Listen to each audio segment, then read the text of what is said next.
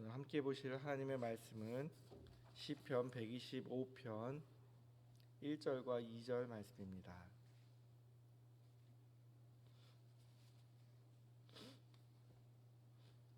시편 125편 1절 2절 말씀 같이 읽겠습니다. 여호와를 의지하는 자는 시온산이 흔들리지 아니하고 영원히 있음 같도다.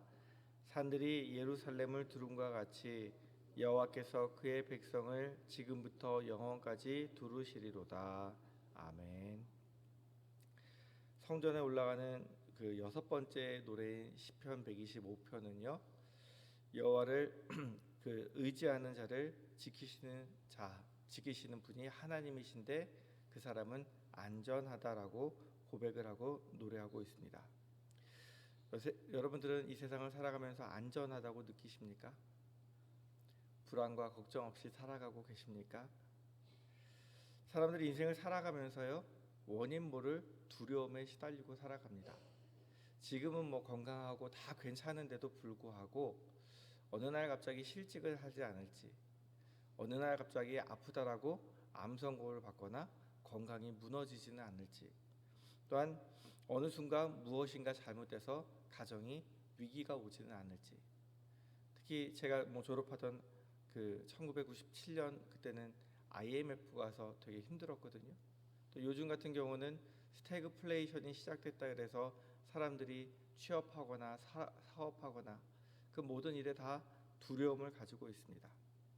건강하다고 말하지만 어느 순간 병원에 갔더니 아프다라고 이야기할 수도 있고요. 사람들이 언제 사고를 당할지, 언제 아플지, 언제 실직을 하게 될지 알지 못하기 때문에 굉장히 두려워하면서 살아가고 있습니다. 마치 인생이 하나의 줄타기 같습니다. 많은 사람들이 팽팽하다고 믿었던 건강이, 또한 남편의 직장이, 또한 자식이, 또한 사업의 줄이 끊어지는 순간 사람들은 추락하게 되고요. 그것 때문에 불안하고 두려워하면서 더 이상 나에게 남은 것이 아무것도 없다고 절망하기도 합니다. 우리는 어떻습니까? 세상 사람들이 한순간에 당하는 고통과 그 불행에서 우리는 제외되어 있습니까? 우리에게는 건강의 위험과 실직의 사고와 사고의 위험이 없습니까? 똑같이 다 있죠? 그런데 오늘 말씀은요, 세상 사람들과 우리들과는 차이가 있다라고 이야기를 하고 있습니다. 시편 125편의 강조점은 의존적인 삶을 살아갈 수밖에 없는 우리 사람들에게 그리스도에 있는 삶은 불안정성이 아니라 경고성에 있다라고 이야기를 하고 있습니다. 그리고 그 사실을 입증하기 위해서요, 이스라엘 사람들에게 가장 익숙한 지역인 예루살렘을 가지고 표현을 하고 있습니다. 1절 말씀을 보시게 되면 여호와를 의지하는 시온산이 흔들리지 아니하고 영원히 있음 같도다. 이 시온산이 있는 이스라엘의 중앙 산맥은요 1000m 가까이 됩니다. 튼튼하겠습니까? 튼튼하지 않겠습니까? 상이 흔들린다고 사람들이 생각을 하지 않습니다. 2절 말씀해 보니까 산들이 예루살렘을 두름과 같이 여호와께서 그의 백성을 지금부터 영원까지 두루시리로다. 성지순례를 가보면 예루살렘이 있으면 그 주변에 산면이 이제 다 산으로 둘러져 있어서 계곡이 있고 한쪽 면만 산맥하고 다 있습니다. 그래서 이것이 굉장히 안전한 곳이고요, 되게 지키기 좋은 곳인데요. 일단 사진을 보여주시겠습니까? 높이를 보면 저 제일 아래 있는 쪽이 여리고인데요. 거기서부터 제일 위에가 예루살렘입니다. 글씨가 잘 보이실지 모르겠지만 저 산으로 올라가는데 1km, 1000m 정도를 등산을 해서 올라가야 되는 산입니다. 또 올라가는 길이 굉장히 좁습니다. 그러니까 많은 군대가 예루살렘을 침공하기 위해서 저 산맥 꼭대기까지 많은 군대를 이끌고 올라가는 수고를 할 필요가 굳이 없습니다. 저 위에 올라가도요 먹을 것도 없고요 좋은 곳이 별로 없습니다. 그러니까 사람들이 이스라엘을 침공해도 또는 애굽을 침공하려고 지나가도 굳이 예루살렘까지 올라오지 않습니다. 그리고 사진 하나 더 보여주시면 예루살렘 모습인데요. 약간 이제 비율 따라서 찌그러지긴 했는데 저 흰놈의 골짜기하고 기드론 골짜기 써 있죠. 이렇게 보시게 되면 여기가 저 위에 하얀 부분이 이제 산맥이라고 한다 그러면 이렇게 삼각형으로 골짜기가 있어요. 그러면 골짜기를 따라서 성벽으로 올라가는 것이 쉬울까요? 어려울까요? 어렵겠죠. 저 골짜기라는 곳이 원래는 물이 흘러야 되는 곳인데 물이 없기 때문에 저기는 언제만 흐르냐면 그 겨울에 우기철이 되면 비가 올 때만 이제 물이 흐르고요. 나머지는 이제 길로서 쓰는 그런 골짜기입니다. 근데 골짜기를 따라 올라오면 이제 한참 언덕 위에 또한 성벽이 있어서 저곳으로 성을 정복하는 것은 쉬운 일이 아닙니다. 저기 하얗게 되어 있는 저 위쪽 부분으로만 성에 들어갈 수 있는데 저기만 잘 막으면 저기는 예루살렘은 지키기가 굉장히 쉬운, 공략하기는 어려운 난공불락의 석입니다. 그래서 이스라엘 백성들이 가나안 땅에 들어간 지 오래되었어도 다윗 왕 때까지 300년 넘게 함락하지 못했던 성이 예루살렘 성입니다. 그리고 다윗이 저기 기온샘에서 실로암 못이라고 되어 있는 그 사이에 보면 이제 우물을 기르는 곳이 있어요. 이 사람들이 파놔서 이제 그곳으로 기어 올라가서 이제 성을 점령하게 됐고요. 히스기야 때는 저곳에 아예 터널을 뚫어서 밖에 있는 기온샘의 물을 안쪽으로 끌고 들어왔습니다. 그리고 이제 아수르 군대가 이제 그곳으로 바벨론 군대가 점령하려고 하다가 이제 포기하고 넘어가게 되는데요. 네, 이제 사진을 그만 보여주셔도 되고요. 저렇게 안전한 곳이 예루살렘이었습니다. 이스라엘 사람들이 생각하기에 공략하기 힘들고 절대 무너지지 않는 성, 또한 산꼭대기에 있어서 사람들이 올라오기조차 싫어하는 그러한 곳에 있다는 것 자체가 하나님께서 이런 모습으로 우리를 지키고 계시다라고 표현을 하고 있습니다.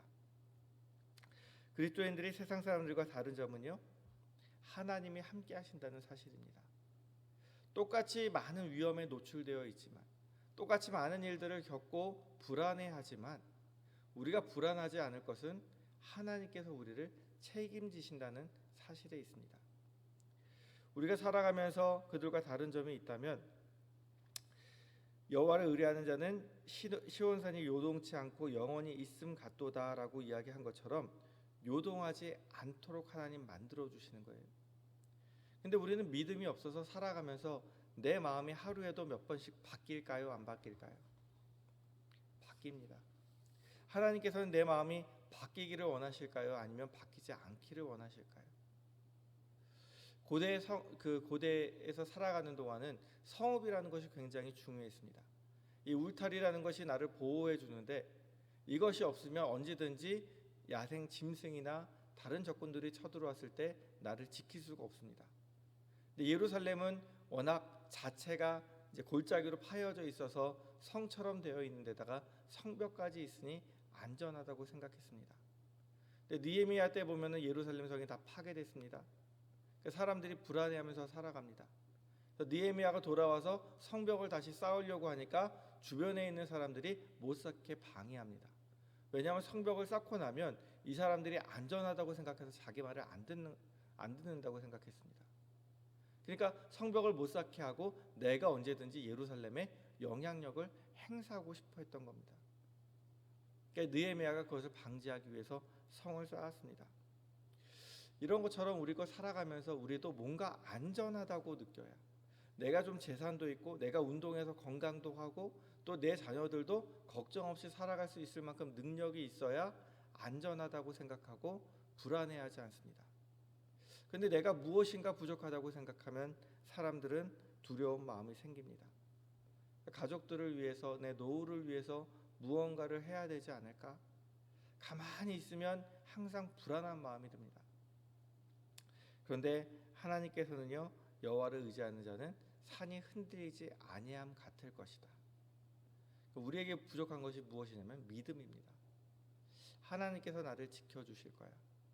하나님은 나를 지키시는 분이야. 나를 사랑하셔서 예수님까지 주신 분이야. 이렇게 믿고 나면 우리가 흔들리지 않는데 우리의 감정은 우리의 상황에 따라 흔들리게 됩니다. 이스라엘 백성이 바로 감정이 죽 끓듯이 변한 사람들이었습니다. 하나님께서 큰 애굽에서, 이집트에서 이스라엘 백성들을 인도하여 내실 때 그들이 드디어 노예에서 해방되나 보다 하고 기뻐했습니다. 근데 조금 가다 보니까 뒤에 애굽 군대가 쫓아와요. 아, 이제는 또 다 죽었구나라고 절망하면서 하나님을 불평합니다.